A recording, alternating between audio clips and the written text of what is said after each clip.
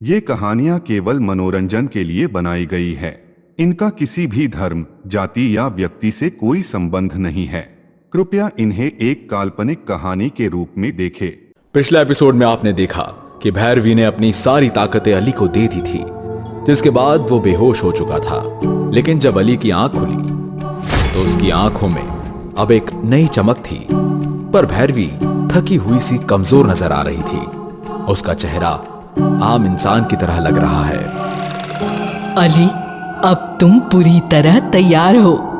जो शक्ति मैंने सालों तक संभाल कर रखी थी, अब वो तुम्हारे अंदर है। तुम और हमजाद अपनी अपनी ताकत मिलाकर बड़े से बड़े शैतान को हरा सकते हो। जाओ, अब वक्त है उस तांत्रिक को ढूंढने का और उसे हराने का। जी गुरुमा, उसके लिए हमें एक अपनी योजना तैयार करनी होगी। कैसे, कब और कहां उसका ठिकाना हो सकता है, ये सब पता करना होगा। तुम ठीक कहते हो अली बेटे, लेकिन एक बात याद रखो, वो तांत्रिक चाहेगा तुम कमजोर पड़ जाओ, और उसके लिए वो तुम्हारी माँ को निशाना बना सकता है। इसलिए उन्हें यहीं मेरे पास छोड़ दो।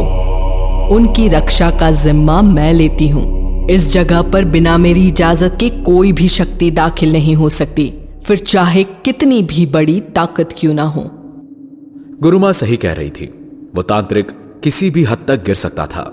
इसलिए मैंने उनकी बात मानकर अपनी अम्मी को वहीं रहने के लिए कहा। उनके चेहरे पर डर भी था और दुआ भी। अम्मी, मैं जल्द ही लौटूंगा और इस बार उस जालिम से अब्बू की मौत का बदला लेकर रहूंगा। खुदा तुम्हारी हिफाजत करे बेटा। शुक्रिया अम्मी। अली, अब आगे का सफर तुम्हें अकेले ही तय करना है। मैं हमेशा तुम्हारे साथ रहूंगी बेटा। डरना मत और उस तांत्रिक के किसी भी फरेब में मत आना। जी गुरुमा, मैं समझ गया। अपनी अम्मी और गुरुमा का आशीर्वाद लेने के बाद मैंने हमजाद से उस तांत्रिक का पता लगाने को कहा। हमजाद, पता लगाओ कि इस वक्त वो तांत्रिक कहां होगा। मेरे आका, वो इस वक्त किसी अंधेरी जगह पर मौजूद है। उसके आसपास सिर्फ अंधेरा नजर आ रहा है। देखने से कोई श्मशान घाट लग रहा है जहां कुछ लाशें भी चल रही है।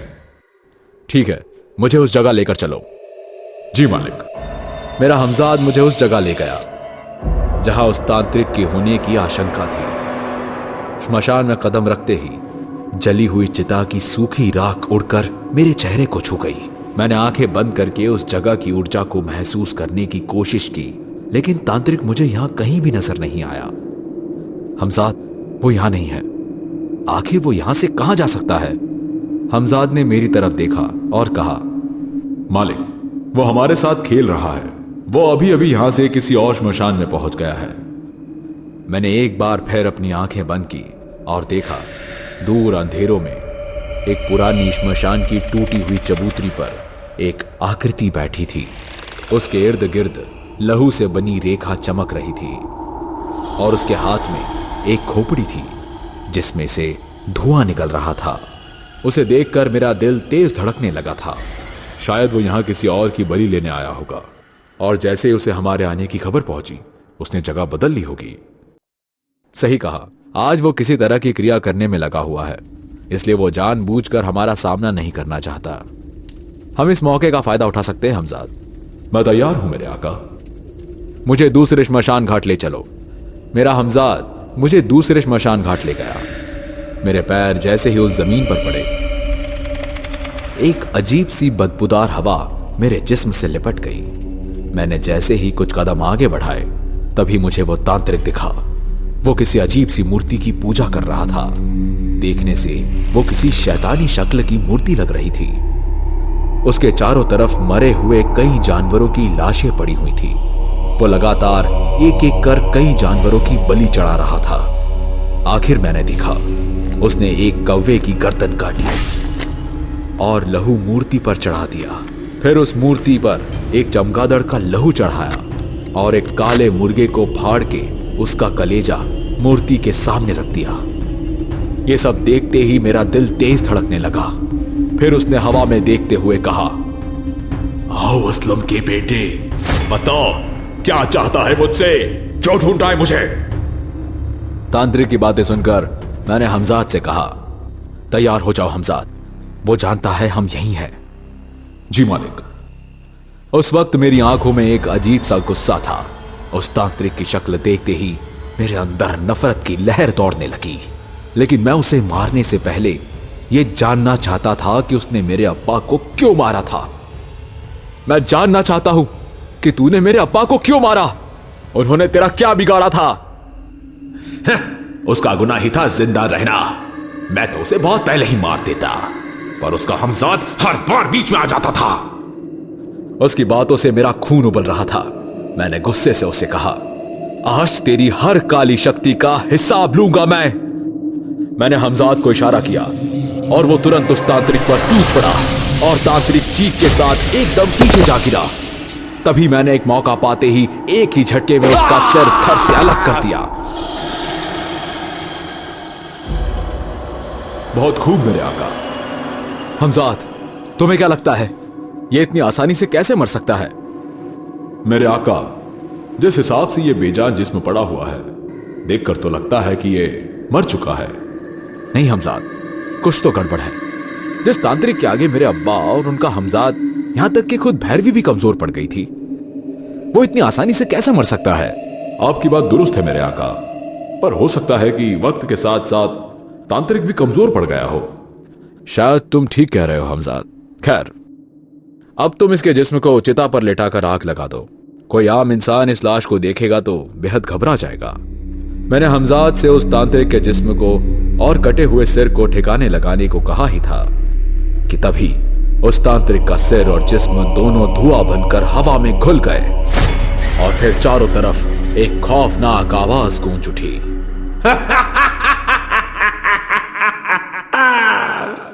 अभी तो मैं जा रहा हूं, लेकिन जल्द ही वापस आऊंगा। और तब असलम के बेटे, तू भी बुरी मौत मरेगा। तांत्रिक की हंसी अब भी मेरे कानों में गूंज रही थी, जैसे उसने मौत का एक वादा कर दिया हो। मुझे पता था अगर मैंने उसे अभी नहीं रोका तो वो और भी खतरनाक बनकर लौटेगा। हमजाद, वो किस तरफ गया होगा? मेरे आका, मेरा इल्म कहता है यह रास्ता उस तरफ जाता है जहां वो अपने अगले काले अमल की तैयारी करने वाला है। उस रात मैं उस जंगल की तरफ बढ़ा। जंगल इतना घना था कि रोशनी भी जमीन तक पहुंच नहीं रही थी। हर पेड़, हर जानवर मुझे घूर रहे थे, जैसे सब जान गए हो कि मैं यहां क्या करने जा रहा हूं। गुरुमा की मदद से मैं उस तांत्रिक को देख सकता था, उसकी हर हरकत पर नजर रख सकता था, और जो मंजर मेरी आंखों के सामने आया वो कुछ ऐसा था। एक पुरानी गुप्त गुफा जहां सालों से रोशनी नहीं पड़ी और चारों तरफ जमीन पर राख बिखरी हुई थी। उस गुफा की दीवारों पर सुखाए हुए जिस्म के टुकड़े लटक रहे थे, जैसे मौत खुद वहां रहती हो। और बीच में एक बड़ा काला हवन कुंड दिखाई दे रहा था, लेकिन उसमें आग नहीं थी, सिर्फ काला धुआं था जो सांप की तरह लहराता हुआ उठ रहा था। उस धुएं के अंदर एक शक्ल झुलसती हुई दिखाई दे रही थी। वो किसी शैतान की तरह नजर आ रहा था। तांत्रिक अपनी क्रिया करने में मग्न था और उसकी आंखों में खून सा भर रखा था। मेरे समझ में नहीं आ रहा था कि वो किस तरह का अमल कर रहा था, पर कुछ तो वजह थी जो वो मेरे सामने से टकरा रहा था। कुछ देर बाद उसने अपने हाथ से हवन कुंड के पास रखी हुई कुछ हड्डियां उठाई और हवन कुंड में डाल दी, जिसके बाद धुआं और गहरा हो गया। गुफा का माहौल और भी भयानक हो गया। फिर तांत्रिक ने अपनी उंगली काटकर खून की बूंद उस हवन कुंड में गिराई, जिसके बाद उस धुएं से एक भयानक शब्द निकला और फिर वो हल्का सा मुस्कुराया, जैसे उसे मालूम हो कि मैं उसे देख रहा हूं। तो तू मेरा पीछा आसानी से नहीं छोड़ेगा। कहां तक आएगा मेरे पीछे? तू तो पूरी तैयारी में आया है। थोड़ी तैयारी मुझे भी करने दे। आखिर ये बुढ़ा एक जवान से कैसे मुकाबला कर पाएगा? एक बार मेरी भी क्रिया पूरी हो जाए, फिर देखता हूं तुझ में कितनी ताकत है। हम यक्षिणी पेट जल शूल दंड आकर्ष करो। फिर उसने अपनी दूसरी उंगली काटी और खून की बूंद अग्नि में गिराई। इस बार धुएं का रंग लाल हो गया और उस धुएं के अंदर एक चेहरा बना, मेरी अम्मी का चेहरा। मेरा दिल कांप उठा। अम्मी का चेहरा डरा हुआ था।